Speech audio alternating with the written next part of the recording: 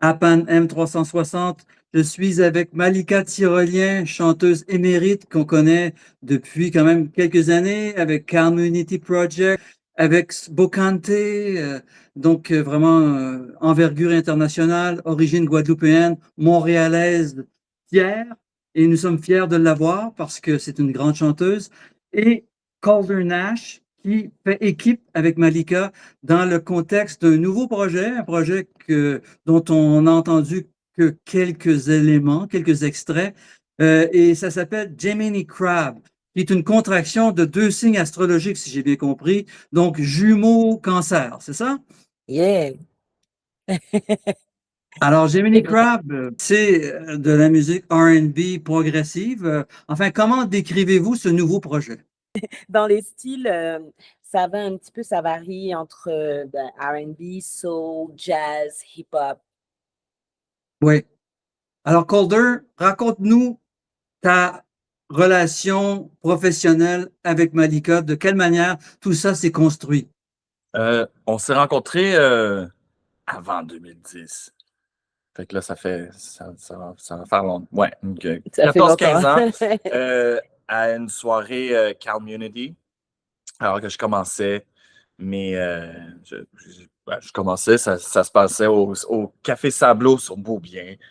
Puis c'était tout petit dans le temps, mais c'était chaleureux, puis c'était une communauté de musiciens. Alors je rentrais, je sortais du cégep, puis je rentrais, je commençais à faire le house band avec Community, puis euh, Malika était là en tant qu'artiste, en tant que chanteuse.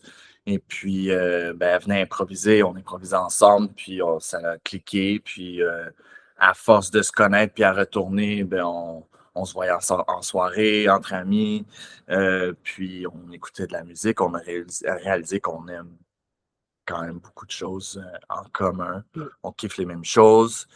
Puis, c'est ça. Après ça, on a fait une couple d'enregistrements dans Oui, ton projet. oui. Puis, on a eu des carrières un peu en parallèle Oui, depuis. parlons de ta carrière, justement, parce que évidemment, je connais bien Community, mais Community est un collectif à géométrie variable.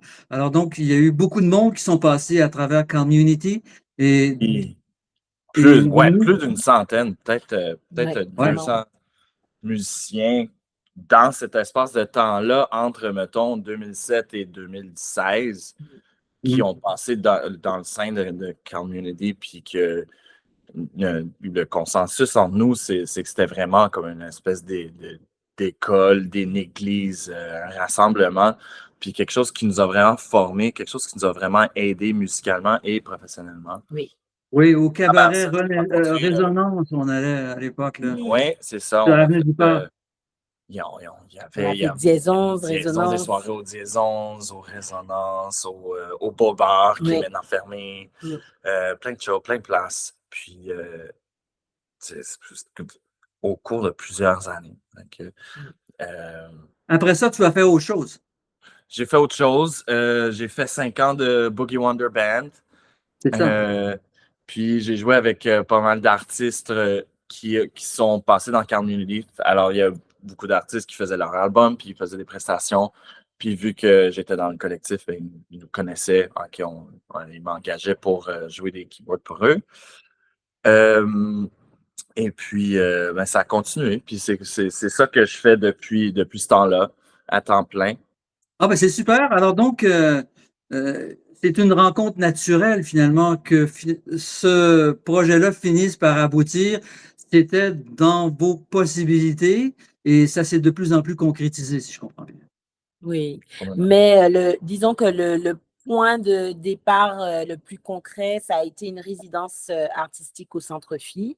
On devait essayer, on devait créer en fait dans un contexte de Dolby Atmos et en utilisant la technologie binaurale. Puis on a vraiment aimé la chimie de la création qu'on avait ensemble. Et de là, on a décidé de commencer ce projet Gemini Crab. Donc, c'est vraiment le rôle complet du centre phi qui a été mis à profit, c'est-à-dire que permettre des artistes de faire une résidence, de créer de nouveaux projets. Et cette fois-ci, ça a vraiment abouti. C'est super. Ça aboutit Exactement. très souvent, mais cette fois-ci, voilà un autre résultat probant, quoi. Vraiment, vraiment. Maintenant, on va au cœur de ça, là. Donc, jazz, R&B, soul, un mélange évidemment, de toute la culture hip-hop, R&B, soul, urban et jazz. C'est bien ça. C'est bien ça. C'est aussi, comme on aime le dire, mais notre album s'appelle Gen Violence. Donc, au niveau des paroles, on a vraiment, ça part vraiment du regard des millennials, si on veut, la génération Y dont on fait partie. Donc, on explore un petit peu plusieurs thèmes à travers le fait de grandir, le fait d'être des adultes, mais aussi comment on voit les relations, comment on voit euh, le fait d'avancer, de prendre ses responsabilités, de toutes ces choses-là, on essaie d'aborder ces thèmes-là à travers l'album. Oui. Et du point de vue de la production, de la façon d'orchestrer tout ça, il y a sûrement une patte Gemini Crab. Il y a quelque chose qui fait que vous êtes ce que vous êtes et rien d'autre. La C'est quoi griffe. notre signature? Trop d'accord. Beaucoup d'accords. Beaucoup de couleurs. Beaucoup de couleurs, beaucoup d'accords, beaucoup de textures. Ouais. Et j'imagine que vous avez d'excellents musiciens avec vous, parce que vous êtes d'excellents musiciens, alors vous avez sûrement convoqué parmi vos meilleurs collègues. Vraiment, vraiment choyé dans cet égard-là. Euh, avec deux musiciens, puis on espère avoir du budget pour peut-être un autre prochainement. Mais à 4, ça va être quand même, tous les espaces vont être tellement bien comblés avec des génies pour vrai. Oui, avec Rémi-Jean Leblanc et Ah Ronnie ouais. Desinor. Et- Ouais. Ouais, Rémi-Jean Leblanc à la basse et Ronnie Desinor à la batterie. On Ah, est vous êtes vraiment en voiture, là. très choyés. complètement. Complètement. Ouais. Ah ouais, Rémi est super bon, puis enfin, ce rhythm section-là, c'est du top, là. Oui. C'est ça. Puis Ah retourner ouais, un peu sur la patte, on n'oublie pas que c'est quand même Malika Tyrolien, puis il y en a pas deux comme elle. non. Alors déjà là, qu'on chante de choses qui n'ont pas d'allure, ça va quand même bien sonner, puis ça va quand même être intéressant. Puis là, on prend notre temps de mettre des couleurs, des textures qui viennent d'un peu partout. J'avais share une playlist de chansons qui m'inspirent pour ce projet-ci. Puis là, il y a une centaine de chansons qui varient de couleurs et de temps et d'artistes bizarres, de fun. C'est vrai. Que ce soit du hip-hop ou du jazz bizarre. C'est vraiment trouver, pas pour trop utiliser le terme, mais fusion. Mm. Une fusion de Mais styles. c'est une nouvelle fusion. Il y a toujours des fusions, mais c'est sûr que vous n'êtes pas dans le jazz fusion old Non, school, pas du Non. tout. Mais tout ça pour dire que ouais, vous êtes enfin, il y a eu tout un renouveau du jazz il y a peut-être une 10, 15 ans avec l'influence du hip-hop de la côte ouest, de tous les artistes qui ont travaillé avec Kendrick Lamar, les gens de LA qui ont vraiment fait évoluer la forme, Kamasi évidemment, puis tout ce monde-là. Et vous êtes un peu dans ce sillon-là, mais vous avez aussi votre façon de faire. Il y a toute la dimension antillaise chez Malika qui est importante, même si c'est pas nécessairement audible aux premières fréquences, aux premières mesures, mais en même temps, on sait très bien d'où Malika provient, ce qu'elle a fait. Et Malika, tu te retrouves dans toutes sortes de projets depuis le début de ta carrière. Avec Bocante, c'est quand même très différent de Community, ce que tu faisais auparavant. Et donc, il s'est passé beaucoup de choses et ça continue. Tu as développé des techniques de micro hallucinantes que personne a. Enfin, je t'ai entendu chanter live très souvent, alors je sais de quel bois tu te chauffes. Ah, ben, c'est gentil. Et là, donc, cet album-là, il a été réalisé par vous deux ou comment ça s'est passé, le processus de réalisation et de production? les créations, les productions, on était 3. Oui. OK. Puis, au cours des 2 ans qu'on a mis ça a commencé comme un petit projet en aside. Malika défendait son album. Je tournais avec d'autres artistes. Alors, la vie était quand même remplie. Mm. Puis pendant ce temps-là, ben, on travaillait les morceaux. Puis, à un moment donné, on a réalisé qu'on était 2 là-dessus. Puis, ça allait quand même. Puis, on était quand même très intéressés. Puis, fait que là, c'est officiellement, on est 2 sur les créations et la direction et l'exécution de tout OK. le projet. Et tu as Mais, dit 3 personnes. Il y avait une 3e personne qui s'est ajoutée à vous à un moment donné? en fait, la résidence au Centre-Phi, on était 3. Ah, Et le projet, ben, je le visualisais vraiment à 3 personnes. Je trouve que 3, c'est vraiment un nombre important, que c'est important d'être impair dans le fond. Et que le chiffre 3, c'est assez symbolique. Et malheureusement, malheureusement, le 3e comparse qui avait beaucoup, beaucoup de projets, j'imagine, s'est trouvé, je pense, overwhelmed. Il avait peut-être il y beaucoup de avait trop de travail. choses. Et c'est ça, donc finalement, on s'est rendu compte au fur et à mesure que lorsqu'il fallait se rejoindre puis travailler sur le projet, mais on était souvent plus 2 que 3. Et qui était Donc, cette personne, puisque vous en parlez? c'est Jean-Michel Frédéric. OK, d'accord.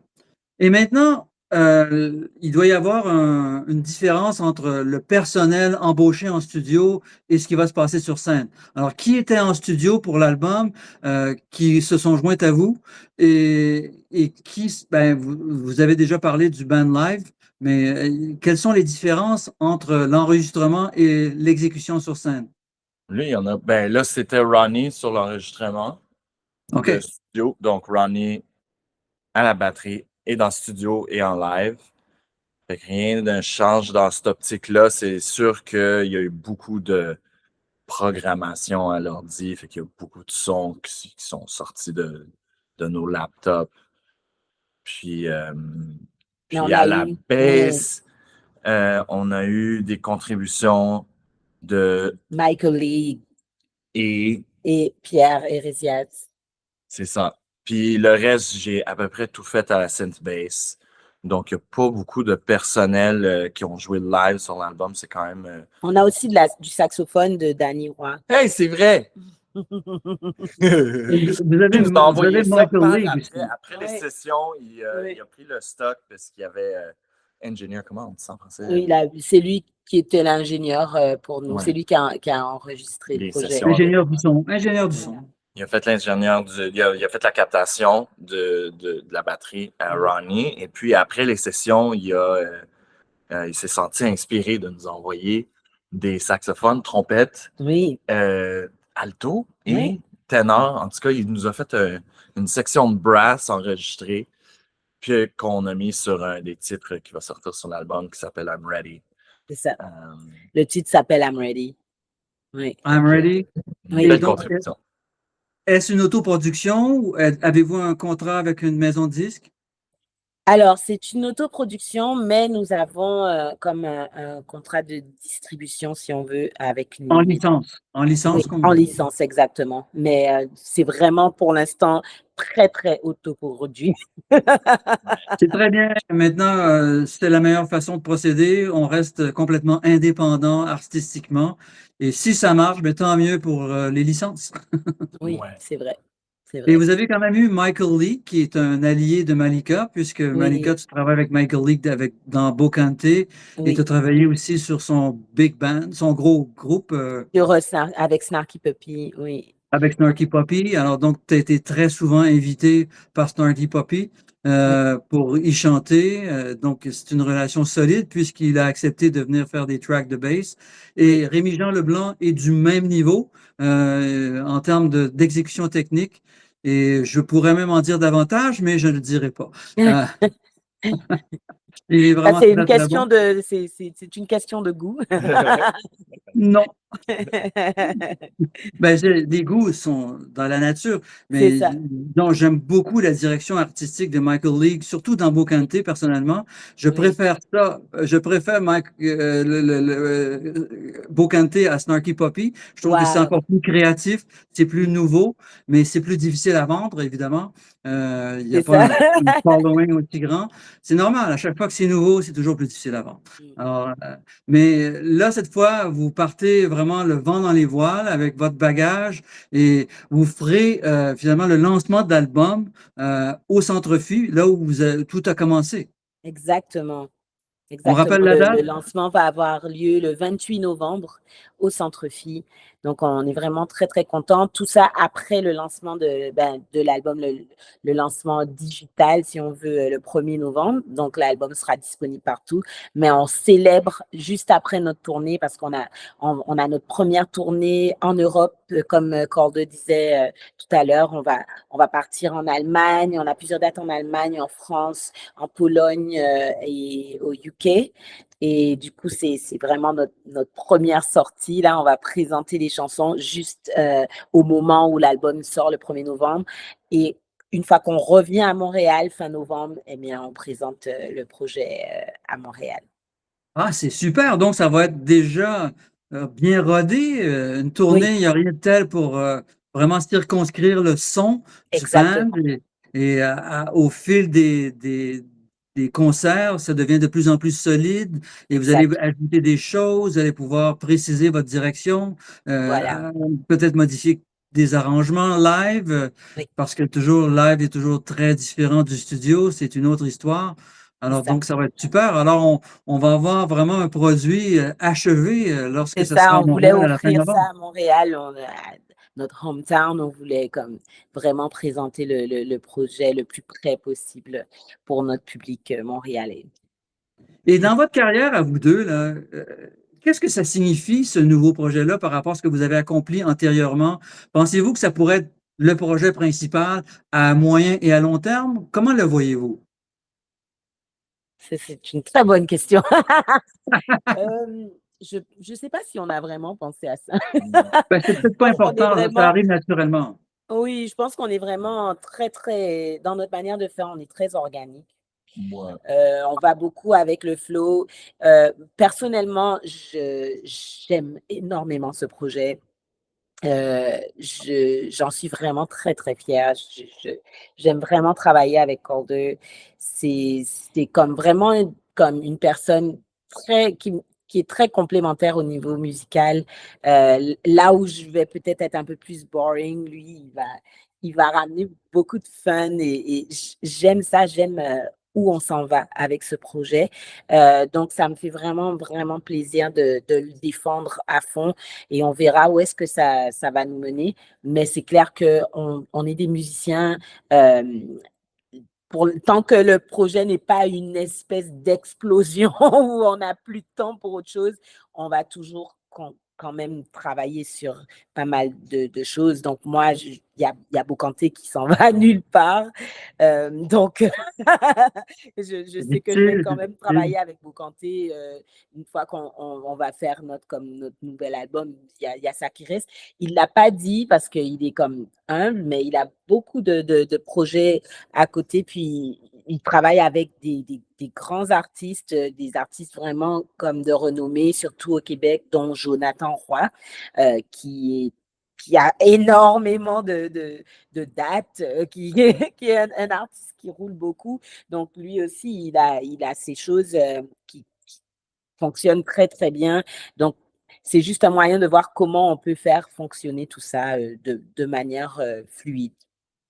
Et bien sûr, le succès, les nouveaux engagements vont déterminer C'est la ça. pérennité du projet, comme c'est toujours le cas d'ailleurs. Ben, c'est ça. Si ça explose, ben, on va pas Mm. cracher dessus.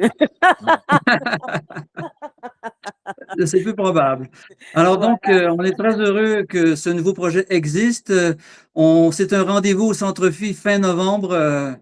Félicitations pour ce nouveau projet, les amis. Yes. Gemini Crab avec Malika Tyrolien, Calder Nash et leur section rythmique live très, très bientôt. Merci, messieurs, dames. Merci Merci. à À toi. bientôt. À Passez une bonne Ciao, bientôt. ciao. journée. Ciao.